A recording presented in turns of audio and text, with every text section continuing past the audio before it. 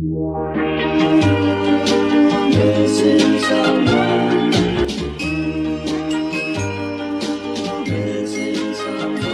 Missing someone.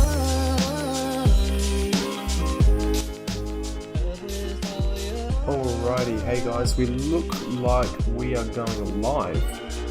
Let me just get out my laser pointer real quick. So welcome.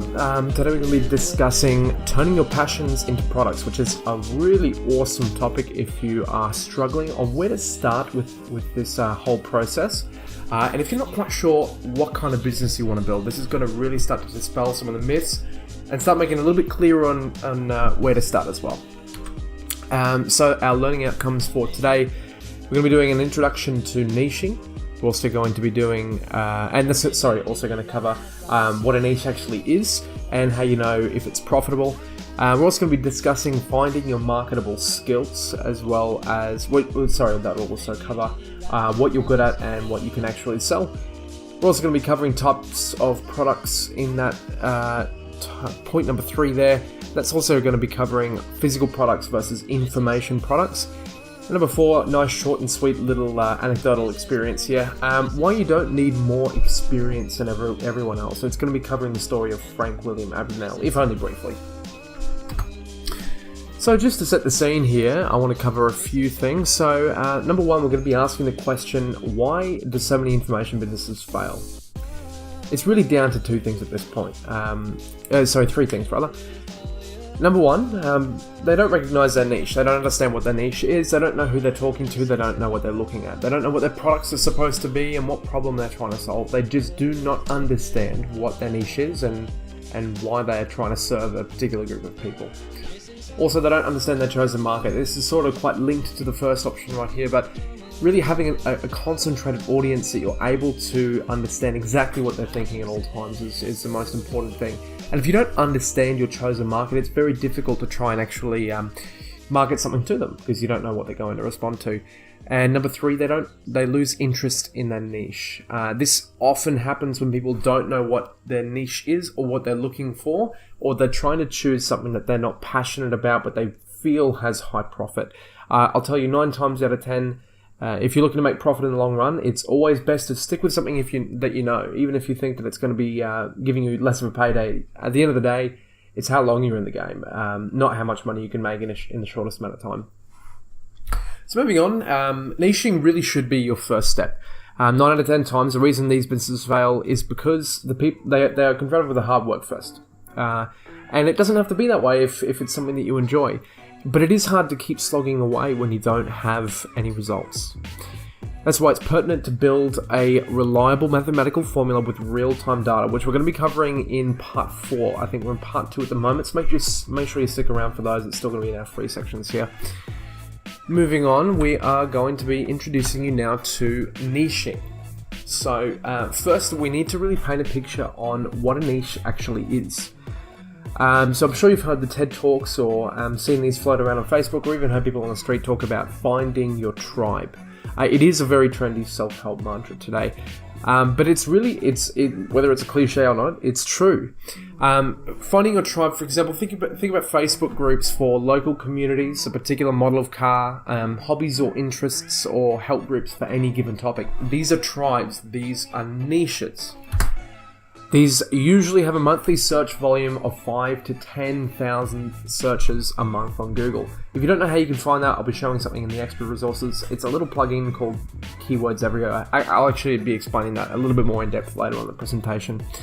They also usually have about 1,000 to 5,000 active members in hobby groups and on Facebook, and forums as well. They usually have a very active buying record in their niche as well, which is really important if you want to be getting paid. They really, really want their problem solved now. So targeting a niche. Niches are very clearly identifiable, and that's thanks to the internet economy that we live in. The internet economy gives us more access to people's personal lives and homes and interests and excitements than ever before. And people display that information on the public forum. It becomes easy to find thanks to the real power of targeting on Google and Facebook and such.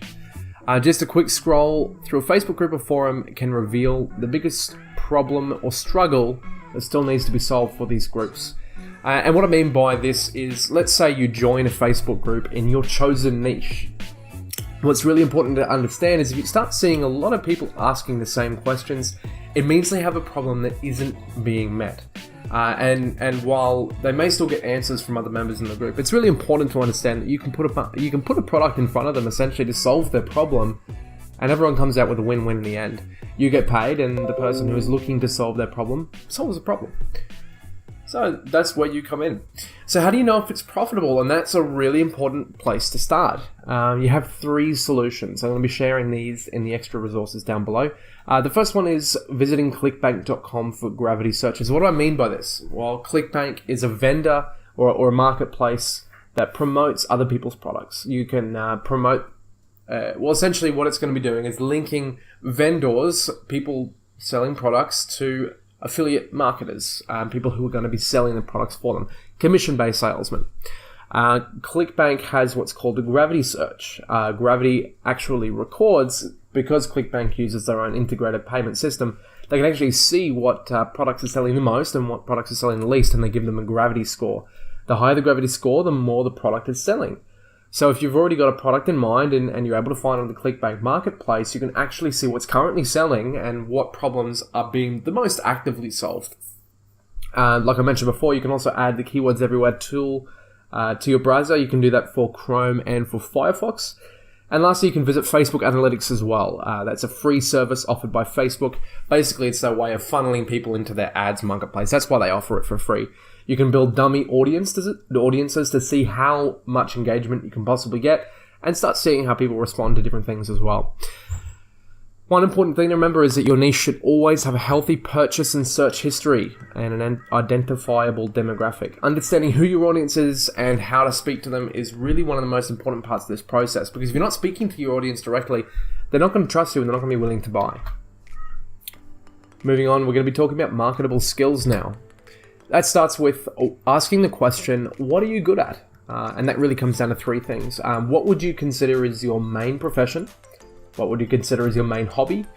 And what would you consider is your best skill? These don't all have to be the same thing, although it's not a problem if they are. But asking this question, and you immediately give yourself 3 available niches. So let's say you're a chef for a living, you really enjoy fishing, and your best skill is, let's say, bowling a cricket ball. These are 3 very different niches, but then you could also tie in, for example, a chef being really good at fishing and really good at cooking. These are 2 very related topics that you can actually make some money from as well. Would you consider yourself in the top 10% in any of these areas? And think locally here. Don't think in the world, because you don't have to. In reality, and we've already covered this in the previous episodes, when you crunch the numbers, you really don't need millions of people to see what you have to say. You only really need a few hundred to actually be able to make a consistent income. Would you consider yourself in the top 10% in your city? And could you easily teach someone how to get better at any of these things? And do you picture yourself as somewhat of an authority in any of these areas? So the reason I'm talking about in your city is because it's very easy to find people who are already in your city or town that are looking to get their problem solved. Let's say, for example, in Brisbane in Australia, there is hundreds of thousands of people that I imagine would be in the working age and in the consumer demographic that are looking to get problems solved that they haven't had presented with a product yet, and they're willing to purchase a product if they trust that it's going to be solving their problem. There's a ginormous market out there, and you only really need to tap into a tiny little portion of it. It's really important in this process not to focus on what you can make as a product, though. It's really important to just be thinking niches at this stage. You don't want to be getting too far ahead of yourself. You want to make sure that you're only really focusing on what you want to choose as a niche. Now we're moving on to what can you sell. There's 2 real types of products that you can sell. We're going to be sort of categorizing them a little bit more specifically in the next few slides, but first is promoted/commission products. These are products that you don't make, you don't build, and you don't really have any step in the process of generating them at all. So first one I mentioned before, ClickBank. You can actually join their marketplace and become an affiliate as well. So these products often sell for $50 to $100 and they usually provide a 50 to 75% commission. So you can see that it is quite a potentially lucrative scene. It is a high profit. It's a tougher sell. I mean, it's easier to sell someone a $5 product than it is a $100 product. So it's all really in the marketing. You've also got private label rights. Now, I will say a warning here. Private label rights products are not usually of the highest quality. So make sure you're always reading them beforehand. There's a few websites that are out there. Just pop private label rights into Google and you'll get a million results all straight away. These are cheap products you want to be using as bait or a self-liquidating offer. Make sure before you promote the product, remember that it's going to be branded to you. So you want to make sure that it's something that would reflect you as an individual. It needs to be high quality. It needs to be something that people are actually going to get something out of. What I mean by bait or self-liquidating offer is something that you can provide to a customer that they're going to say, hey, look, I am really interested, but I don't want to take the first step yet. Have you got something for free? Yes, awesome. I'm going to be experiencing you for the first time. It's their first way of really getting their toe dipped in the water so that they can see who you are as an individual and see if you actually offer something of value to them as well. A self-liquidating offer is essentially the same process, but using a low-ticket item to sort of recoup your marketing costs. So let's say it costs you $5 to get someone into your pipeline and make their first purchase. Offering that product for $5 or $6 is gonna completely flatline your marketing costs and give you a chance to make some upsell profit once they're further into the pipeline as well. You've got software/services, so promoting things like Audible, I'm sure you've seen on YouTube, and Dashlane as well, or other types of subscription services. The reason why you really want to introduce subscription-based models into your pipeline is that when you have that recurring revenue coming in per month, it's far more reliable to start making decisions because you've got a guaranteed amount of income coming in per month. Even if you do have decay, which you always will, you always have people unsubscribing from a service, it's not all going to happen in one go. You're not going to have 100 people signed up and then the next month you have 0. It's usually going to slow down by maybe 20 to 25% depending on what the service or product is. And you really only have to maintain that 20 to 25% per month to keep it at the same income level. Then you've also got physical products. This is things like Amazon Associates or the eBay Partner Network. Now, Amazon Associates, I'm not too familiar with eBay, but Amazon Associates is really good. It's really well set up. Essentially what it is you provide an affiliate link. Now I'm sure you've seen this on YouTube. Even if you don't think you've seen this, I guarantee that you've seen this. You've seen this on a lot of like cooking channels or things or makeup channels. People will provide an Amazon link to a product. The reason they do that is because they're getting a commission. The beauty of having Amazon Associates is that it installs a cookie into the consumer's browser. And essentially this means that if they make a purchase through you for the next 24 hours, or even if they don't make a purchase through you, if they follow your link, they've got you as their salesperson for the next 24 hours no matter what. So let's say someone goes on and buys kitchen knives, they also buy a chopping board, and they buy a blender. That all gets included into your commission. It's all included as long as it's within that first 24 hours. I don't know, I imagine it's probably the same with the eBay Partner Network or some kind of similar setup, but it's really, really awesome if you're into the physical products. The only issue with that though is that if people make a refund to Amazon, because Amazon does have quite a generous refund policy, you don't get paid. So you've got to wait for that to clear first, but usually that's not a problem provided you're selling an item that has good quality ratings and isn't just a garbage product. Moving on, you've got owned products as well. Now this includes your own one-on-one coaching. This is something you want to price at your own determined value. You don't want to sell yourself short here. Don't think, oh, well, I don't really know what I'm talking about, so I'm only going to say $30 for an appointment with me. Because remember, you've still got to be able to make money out of this, right? You've still got to be able to make a profit. And if you're spending 1, 2, 3, 4 hours preparing for your meeting with your client, and then you're only delivering 1 hour, yes, you get paid $30 for that 1 hour, but you're not really getting paid much if you consider the extra preparation hours that go into it as well. So if you're doing a one-on-one coaching session, it's really good to be able to offer it at maybe like a $60 to $100 price range and maybe scale up from there. You don't really want to downsize yourself too much because you still want to get paid a decent amount of money. You can also sell your own video course. Now this is a really, really good one here because it gives you the opportunity to sell stuff automatically. Getting this whole process set up right means that you can get sort of an automatic income coming in per month because the video course can be sent automatically and instantly. It doesn't really require any manual input. Once you have the product installed and use the right software, which I'll be showing you later, then it really requires no maintenance after that. All you need to do is establish a correct marketing channel, and after that, it's all profit. Lastly, you've got your own regular service. So that's something that you build out, which could be billed monthly or and provided daily, weekly. It's really sort of just like a miscellaneous category added at the end. So let's say you develop your own software product, which is billed per month or or whatever that may be, it's something you can add in there as well. Now, we're going to further categorize these types of products. We've got physical products and information products. Now, there's two very big distinctions here. Physical products, as you can imagine, are products that people receive non-instantly because they're still going to be shipped, and it's something that you can feel in your hands. So the best way of thinking about this is receiving the newspaper on your phone versus going down to the local service station or Woolworths or whatever that may be to pick up the newspaper in a physical copy. So if you're picking up the paper, some people do prefer to actually read the paper and hold it in their hands, and some people prefer to get it online as well. It's really up to the customer at this stage. So the disadvantage with physical products is that you don't get the product sent out instantly, you don't get instant feedback, and it's opens you with the liability to get returns and stuff like that too, which is very, very hard to manage over a long period of time. It requires manual input, which means it's very hard to scale. You only have a limited amount of time per day, and if you're stuck shipping products out for an entire day on Monday or Tuesday, or whatever that may be, it really takes your productivity time away from you. You've also then got information products. Now, I really, really like these because they're really, really high profit and really easy to scale because the software handles everything for you. Results can be delivered instantly and automatically, but the problem is if you don't establish a good level of trust with your customers, they can appear as scammy and sort of infomercially. So you've got to be really careful with that there too. It really does all depend on marketing and trust. So moving on, we're going to be wrapping up very soon, but I'm going to cover one last topic, which is why you don't need more experience than everyone else. And I'm going to be touching on the story of Frank William Abagnale. Now, I did try to record this before, and I was going to introduce a YouTube clip, which would have kind of set the scene for you a little bit better, but it wasn't working, and I didn't really want to get struck with any copyright issues. But I will probably put the link in the little extra information or resources below, so you can check out the video for yourself.